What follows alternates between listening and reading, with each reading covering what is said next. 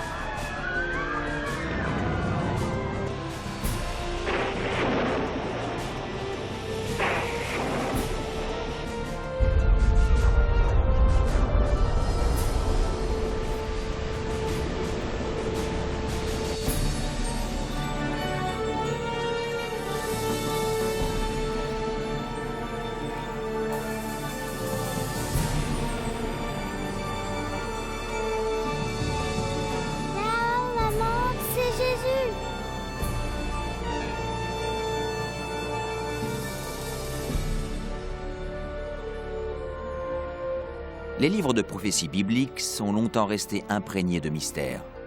Textes anciens, nombres cryptiques, images symboliques, tous décrivent d'épouvantables événements apocalyptiques proches. Est-il vraiment possible de les comprendre? Qu'est la marque de la bête? Serait-ce, comme certains le prétendent, une puce implantée sous la peau, quelque chose de plus insidieux? Et l'Antéchrist? Ce sinistre ennemi de Dieu a-t-il déjà fait son apparition? Ou est-il encore à attendre dans l'ombre? La fin du monde sera-t-elle déclenchée par des attaques terroristes?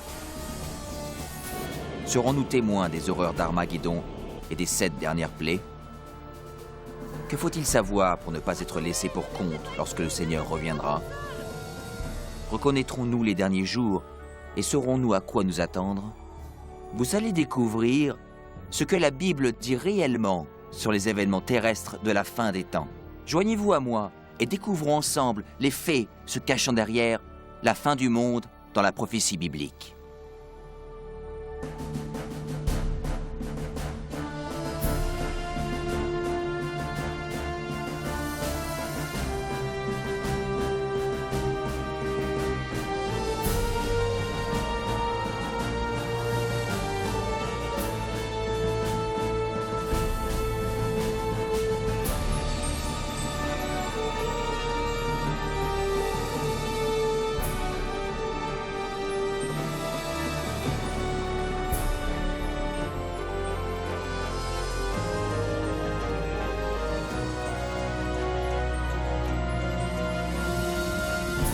Les derniers événements de la prophétie biblique.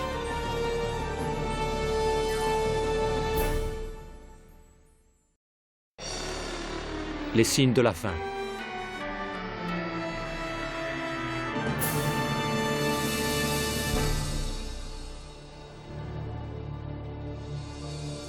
Toi, Daniel, tiens secrète ces paroles et scelle le livre jusqu'au temps de la fin.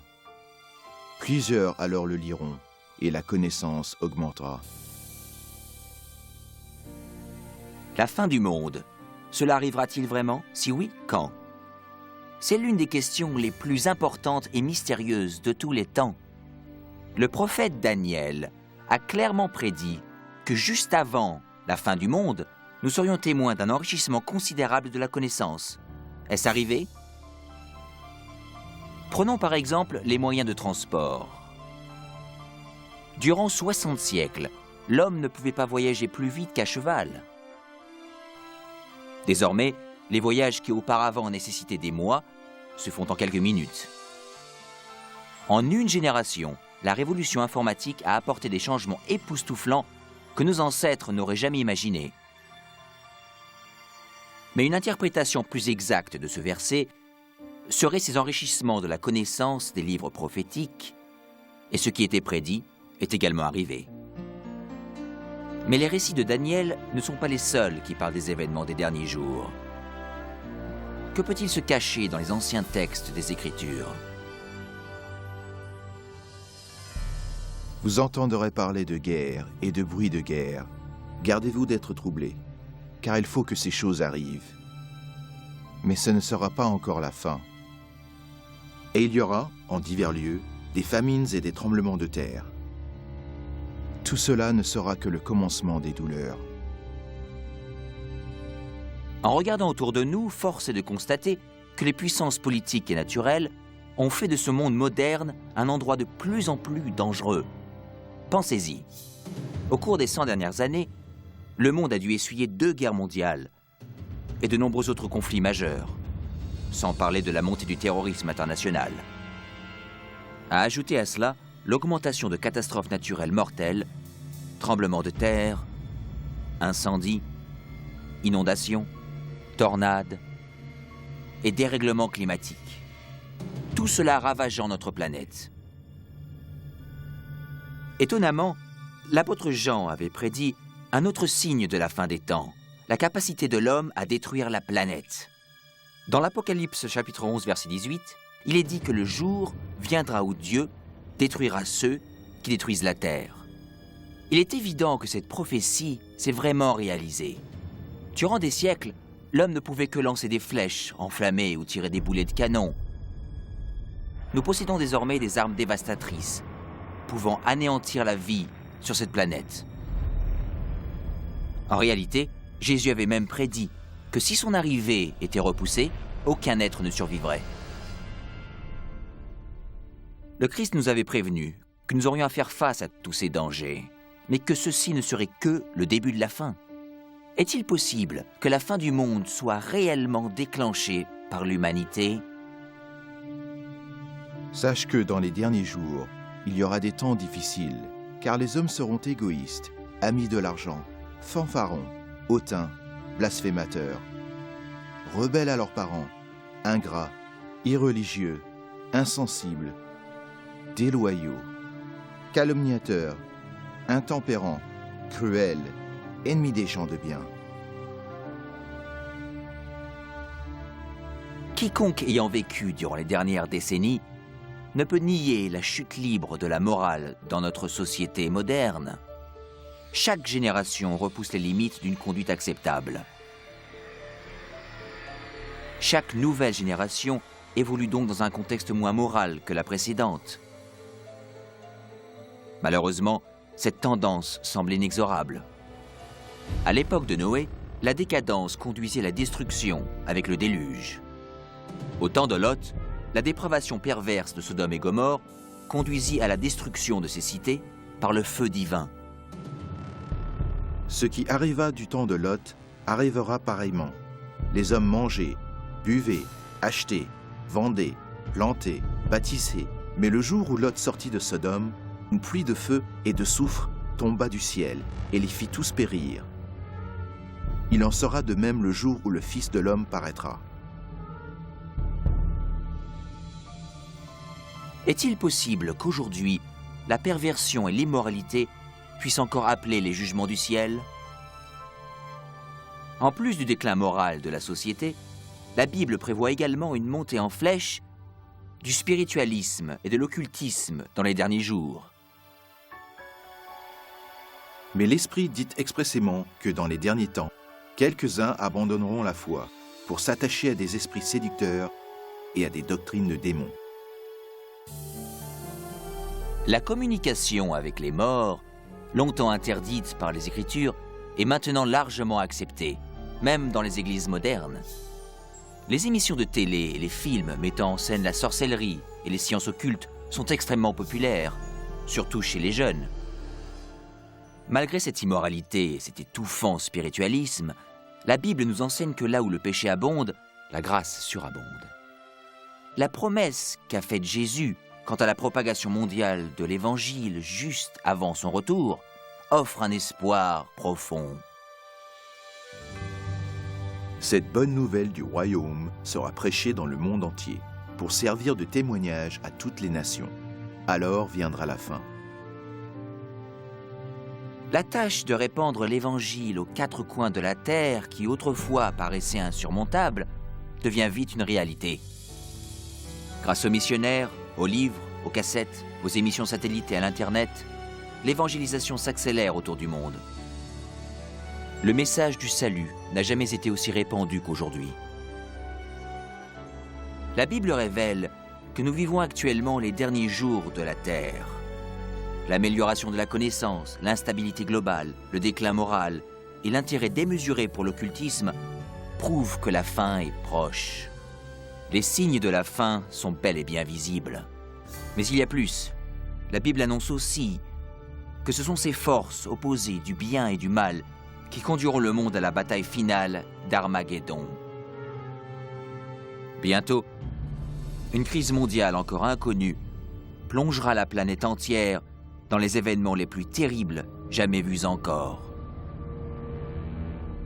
Car alors, la détresse sera si grande qu'il n'y en a point eu de pareil depuis le commencement du monde jusqu'à présent, et qu'il n'y en aura jamais. Quelle catastrophe déclenchera cette crise? Et quand aura-t-elle lieu? Se peut-il que ce soit un acte terroriste dévastateur? Un crash économique?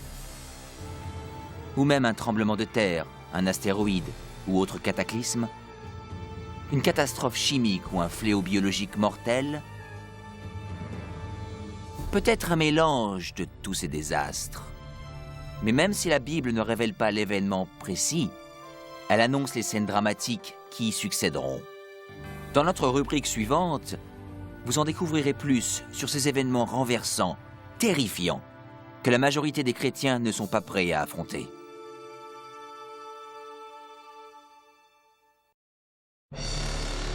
Un monde polarisé.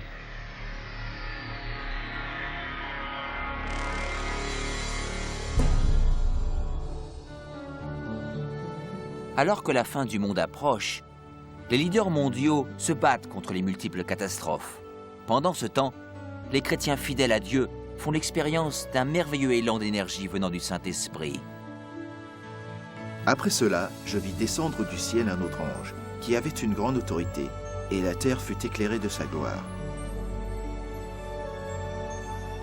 Cette grande puissance qui illumine le peuple de Dieu, c'est le Saint-Esprit. Avec une sainte audace, il témoigne pour Dieu, implorant les églises pour qu'elles se réforment et appelant les égarés à venir vers le Christ.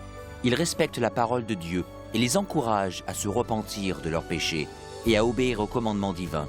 Une atmosphère de renouveau se répand sur la planète et il appelle tous les pasteurs et les membres de l'Église à œuvrer ardemment au salut des âmes. Alors que l'œuvre du Saint-Esprit augmente et les manifestations occultes s'intensifient, des démons trompeurs apparaissent par milliers en se faisant passer pour des êtres aimés, décédés ou des personnages bibliques. Ils parlent de paix et d'espérance en présentant des doctrines pleines d'erreurs, subtiles et dangereuses. La Bible nous prévient. Car ce sont des esprits de démons qui font des prodiges. Comme on le suppose, ces manifestations ont une grande influence, et très peu se prononcent contre elles. Jusqu'ici, les familles et les églises sont restées inefficaces dans leur tentative d'enrayer cette vague de malfaisance mondiale. Au cœur de cette agitation politique, morale ainsi qu'environnementale, les hommes cherchent désespérément le moyen de bloquer l'immoralité grandissante que nous avons aujourd'hui. Poussés par les électeurs, les leaders religieux et politiques mettent en place des mesures légales plus fortes pour restaurer les principes divins et la paix. Sous cette pression, le gouvernement vote des lois allant à l'encontre des principes de Dieu.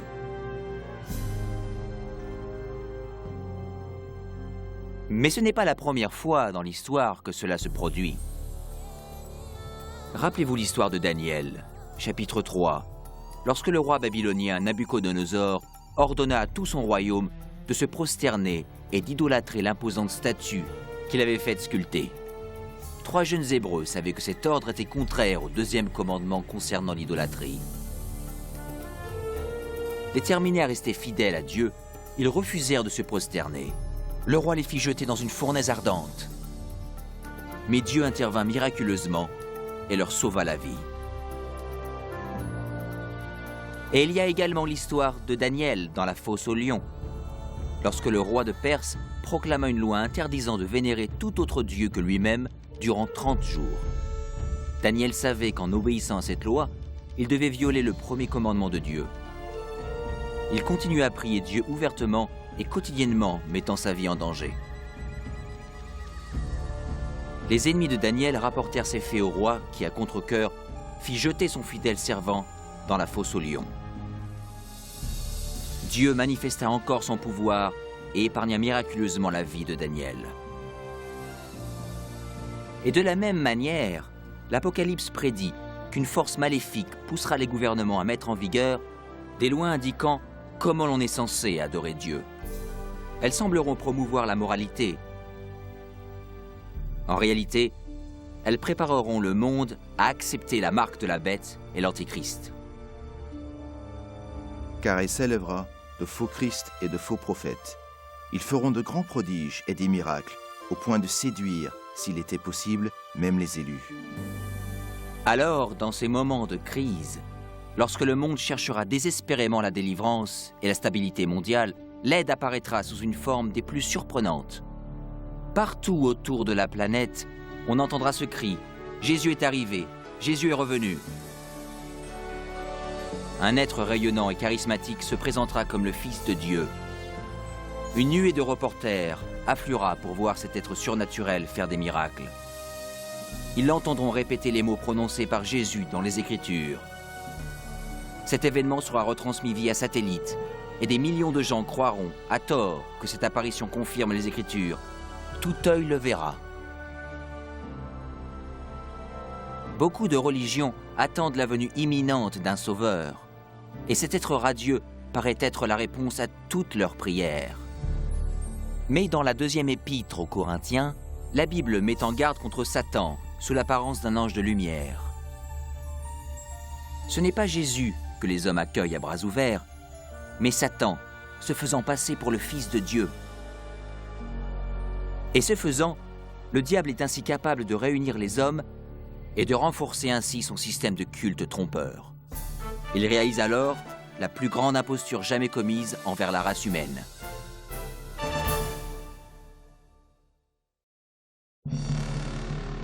Fin du temps de grâce.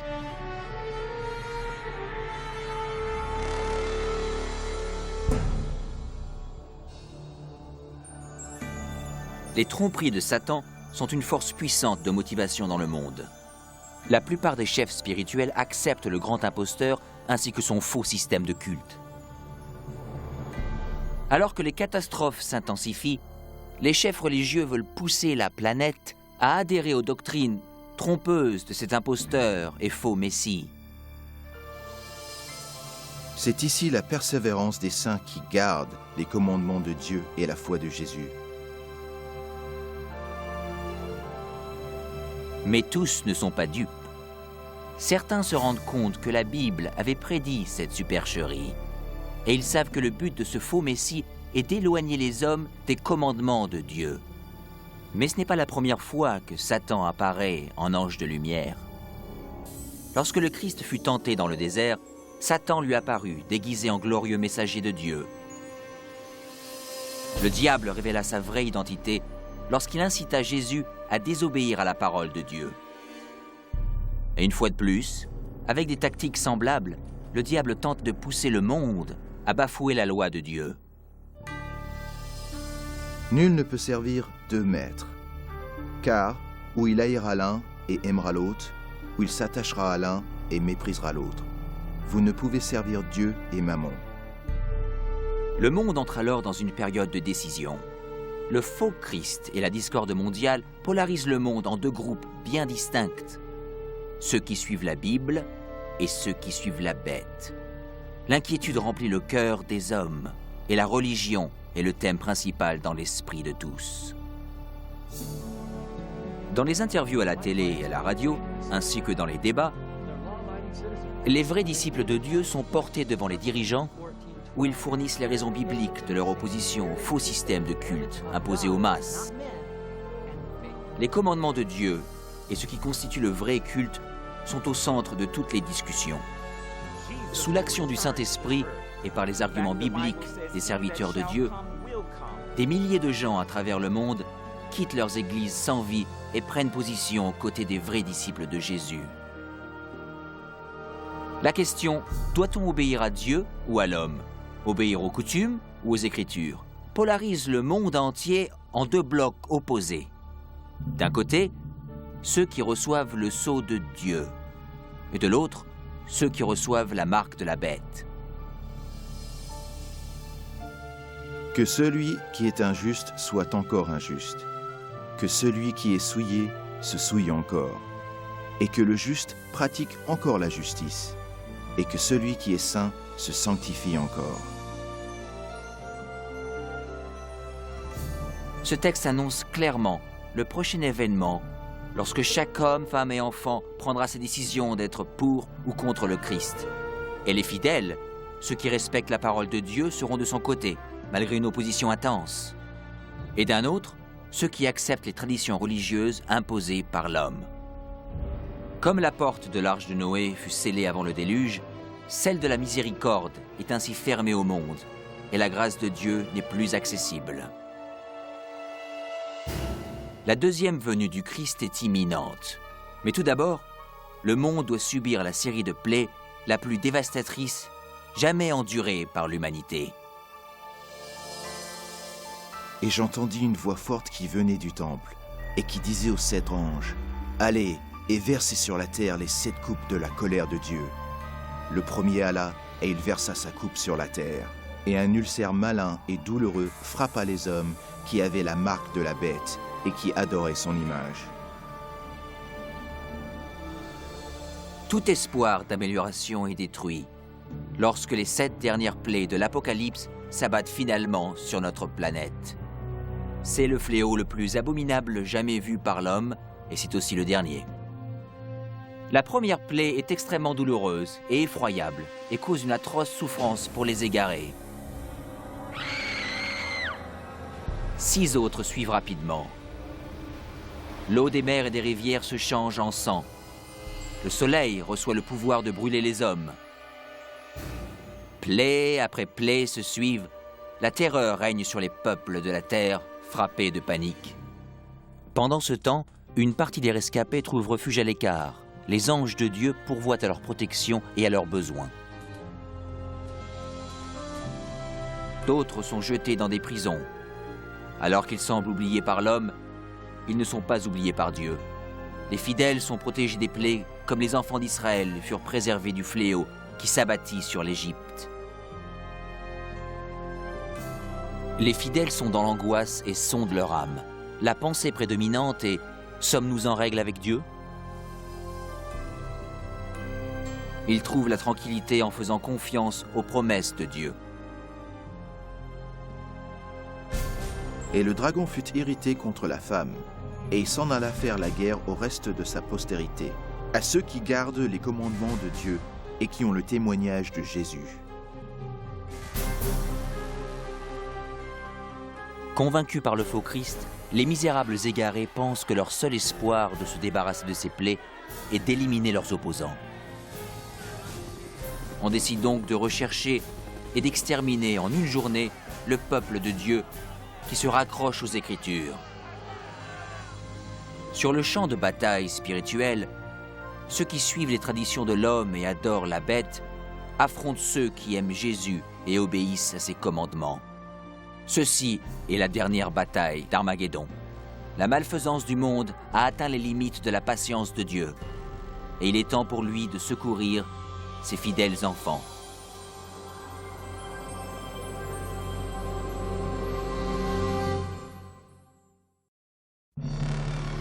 Le retour du roi.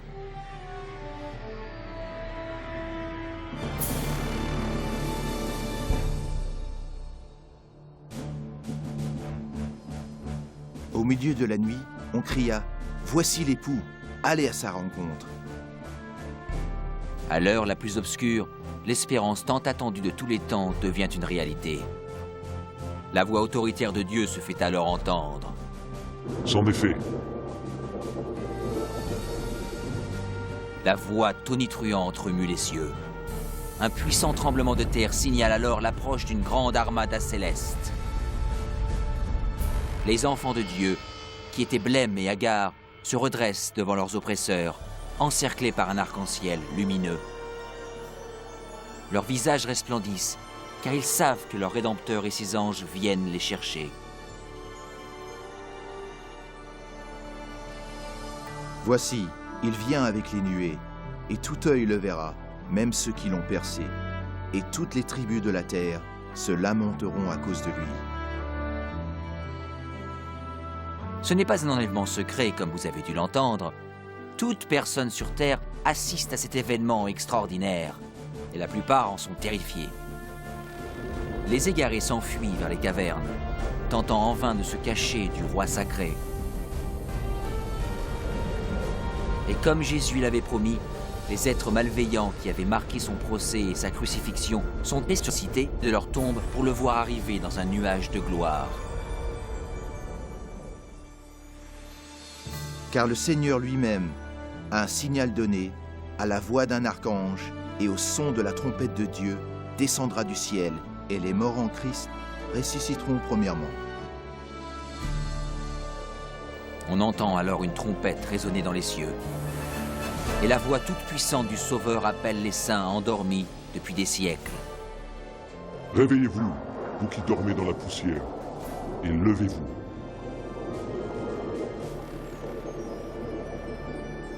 Sur toute la terre, une armée de saints se lève de leur lit de poussière. Ils apparaissent dans des corps jeunes, glorifiés et immortels, sans aucune trace de maladie ou de défiguration. Ensuite, ceux qui ont traversé la période trouble sont également transformés. Ils reçoivent un nouveau corps, beau et immortel. Les âmes perdues, terrifiées, regardent avec angoisse cette scène surprenante. Ensuite, nous, les vivants, qui serons restés, nous serons tous ensemble enlevés avec eux sur des nuées, à la rencontre du Seigneur dans les airs. Et ainsi, nous serons toujours avec le Seigneur. Les âmes transformées s'élèvent au-dessus de la destruction, laissant le monde en convulsion. Ils rejoignent leur Sauveur parmi les nuées d'anges. La peine, le péché et les souffrances resteront derrière eux. Le voile qui les séparait de leur Seigneur est éliminé pour toujours, et ils contemplent leur Dieu et son divin visage en face à face. Ce que tuera l'Éternel en ce jour seront étendus d'un bout à l'autre de la terre. Ils ne seront ni pleurés, ni recueillis, ni enterrés. Ils seront comme du fumier sur la terre.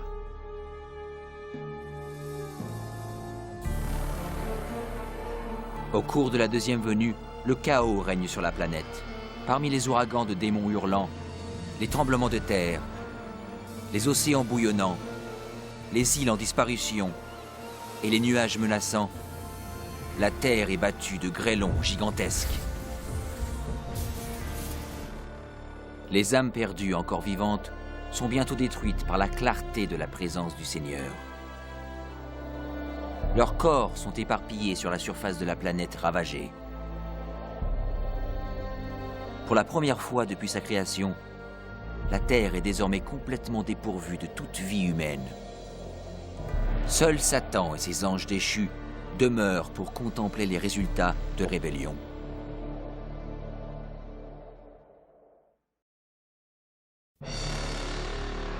Le millénium,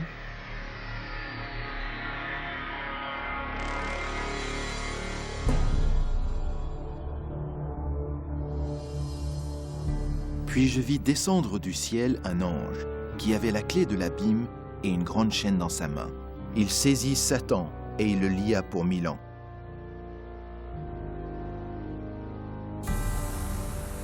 Entourés par le monde qu'ils ont ruiné, Satan et ses anges se retrouvent liés à la Terre pour 1000 années. Ils sont emprisonnés sur cette planète sombre, déserte et abyssale. Seul avec ses démons, Satan doit attendre et méditer sur sa punition future. De tous côtés, il ne voit que villes dévastées, forêts brûlées et eaux desséchées, terribles conséquences de sa guerre contre le ciel. Coincé dans un vaste abîme sans fond avec personne à tenter ou à manipuler, il est misérable.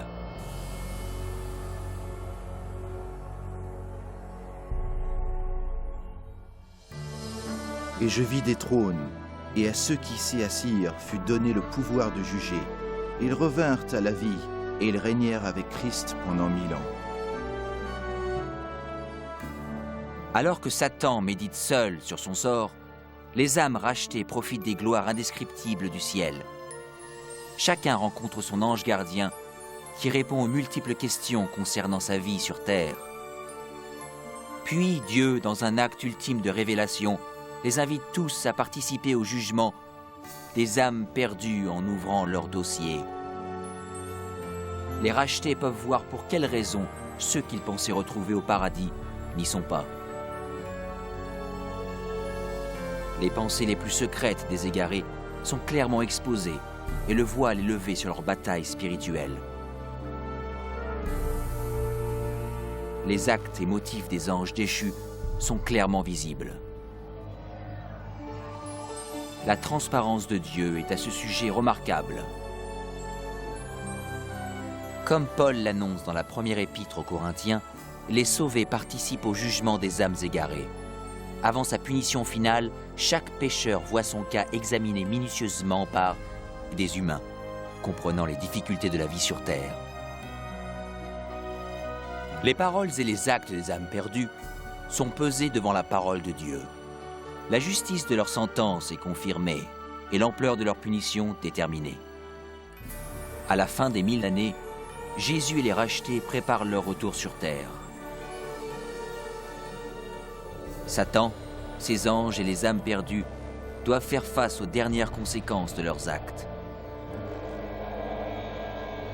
Les humbles hériteront de la terre, mais Dieu doit mettre en œuvre la phase finale de son jugement et purger l'univers du péché.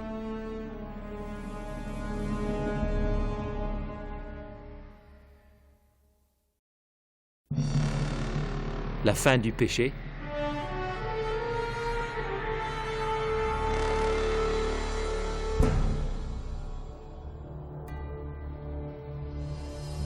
Et je vis descendre du ciel, d'auprès de Dieu, la ville sainte, la nouvelle Jérusalem, préparée comme une épouse qui s'est parée pour son époux.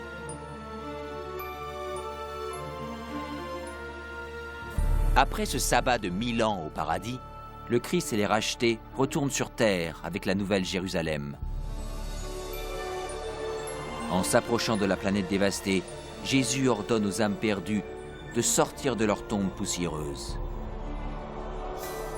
À ces mots, les impies de tout temps et de tout lieu comparaissent devant Dieu. Ces âmes perdues se retrouvent dans le même corps mortel qu'avant leur mort. Alors que Jésus descend du ciel, ses pieds touchent le mont des Oliviers. Le mont est anéanti par un immense tremblement de terre qui le transforme en une vaste plaine. La nouvelle Jérusalem, la cité massive de Dieu, descend alors des cieux et ses fondations se posent sur la plaine que Jésus a préparée.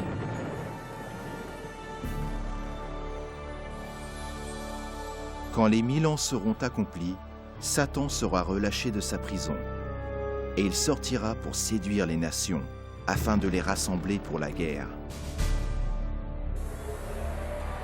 Étonnamment, Satan réussit à tromper ses adeptes une dernière fois et les mobilise pour prendre par la force la cité céleste.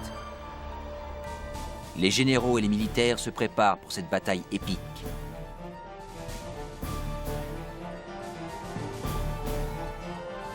Les âmes perdues prouvent ainsi que leur cœur n'a pas changé. S'ils le pouvaient, ils renverseraient Dieu de son trône et s'empareraient de la cité sainte. Ils ne se rendent même pas compte que cette guerre inutile est en réalité perdue d'avance. Le jugement dernier est arrivé. Et je vis les morts, les grands et les petits, qui se tenaient devant le trône. Des livres furent ouverts, et les morts furent jugés selon leurs œuvres.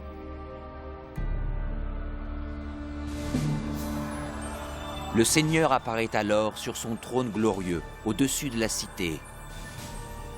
Tous les plans de guerre des âmes malveillantes sont stoppés immédiatement. En contemplant le visage de Dieu, les insensés prennent douloureusement conscience de tous les péchés qu'ils ont commis. Ils se rappellent chaque instant où ils ont tait leur conscience, où ils se sont éloignés des supplications du Saint-Esprit. Certains pensaient avoir caché avec succès leurs péchés de meurtre, crime ou autres vices. Avec honte, ils comprennent à présent les mots de Jésus que l'on trouve dans Luc, chapitre 12. Il n'y a rien de caché qui ne doive être découvert, ni de secret qui ne doivent être connus. Chacun comprend qu'il a, par son propre choix, rejeté le salut en voyant défiler sous ses yeux le panorama de sa vie. Tragiquement, la paix et la joie de ceux qui habitent dans la cité ne seront jamais les leurs. L'intense désespoir qui les envahit entièrement dépasse tous les maux.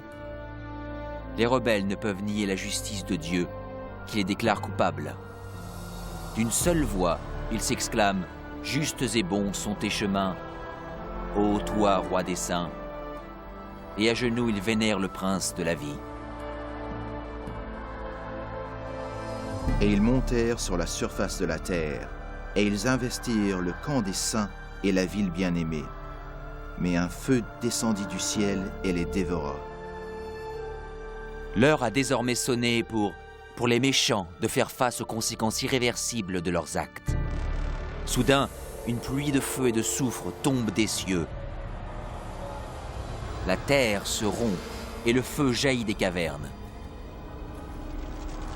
Alors que l'enfer engloutit les âmes perdues, les justes restent sains et saufs dans les portes de la nouvelle Jérusalem. Chaque pécheur est puni en fonction de ses actes. Ceux ayant peu péché sont rapidement détruits, alors que ceux étant coupables de crimes contre l'humanité souffrent plus longtemps. Et Satan, l'instigateur de tous les péchés, est destiné à souffrir encore plus. Pour Dieu, la punition des égarés est vraiment douloureuse, mais c'est sa justice qui le requiert. La peine pour le péché est la mort.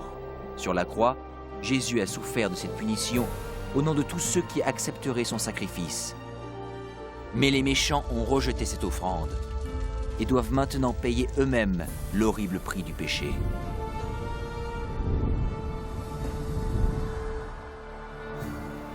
Car voici, le jour vient, ardent comme une fournaise. Tous les hautains et tous les méchants seront comme du chaume. Et vous foulerez les méchants, car ils seront comme de la cendre sous la plante de vos pieds. Alors que les dernières braises de la punition refroidissent, les citoyens de l'univers élèvent leur voix et prient Dieu pour que le règne de terreur de Satan soit à jamais terminé. La paix de l'univers est en sécurité. Dieu porte désormais son attention sur la création d'un nouvel Éden et d'une nouvelle terre.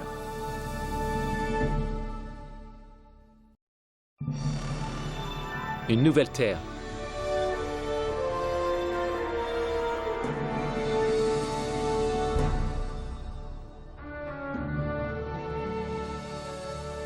Puis je vis un nouveau ciel et une nouvelle terre, car le premier ciel et la première terre avaient disparu. Après avoir purifié la terre par le feu, le Seigneur entreprend son merveilleux travail de renouveau. Par sa parole puissante, la terre retrouve son apparence d'Éden originel. Il fait entendre sa voix et un tapis de végétation luxuriante recouvre la planète. Sous son commandement, la terre et l'eau regorgent de vie. D'innombrables créatures magnifiques explorent le nouveau paradis.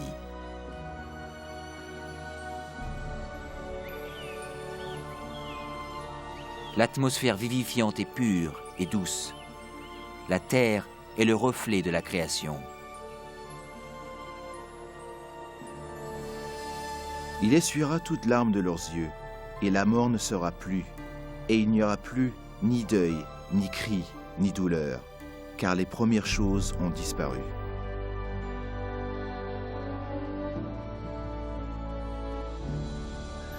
La sécurité de l'univers est assurée.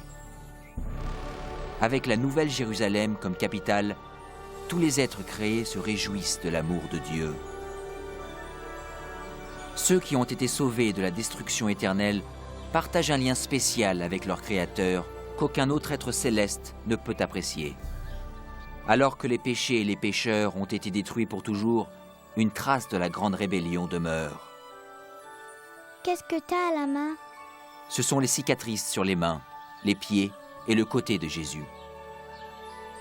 Alors que s'écoulent les jours heureux de l'éternité, les souvenirs tristes et douloureux se dissipent dans la gloire et la splendeur des cieux.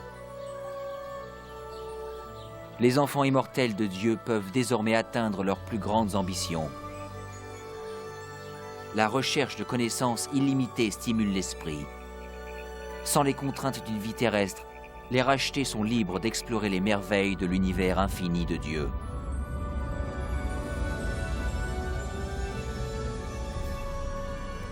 Le ciel est un endroit de paix et d'harmonie parfaite, où l'amour pour Dieu et les autres remplit tous les cœurs.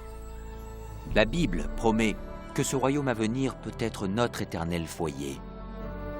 Jésus s'est sacrifié sur la croix pour nous offrir le pardon et la victoire sur le péché. Plus que toute autre chose, il veut que vous habitiez avec lui sur cette nouvelle terre.